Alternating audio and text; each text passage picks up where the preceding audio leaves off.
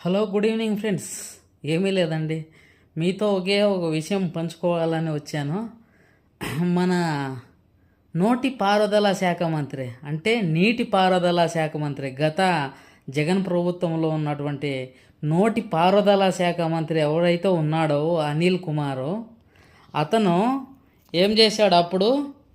TDP government, కూటమి ప్రభుత్వము అధికారంలోకి వస్తే మాత్రం నేను రాజకీయ సన్యాసం చేస్తానని చెప్పిన లఫూట్ నా కొడుకు ఇప్పుడు ప్లేట్ ఫిరాయించేసి, అవతలోళ్ళు ఎవరైతే నా సవాళ్ళను స్వీకరించి చెప్పిన హామీలు నెరవేరుస్తారో ఆ తర్వాత నేను తీసుకుంటానండి సన్యాసము అని చెప్పి కథలు దింగుతున్నాడబ్బా. ఎట్లా?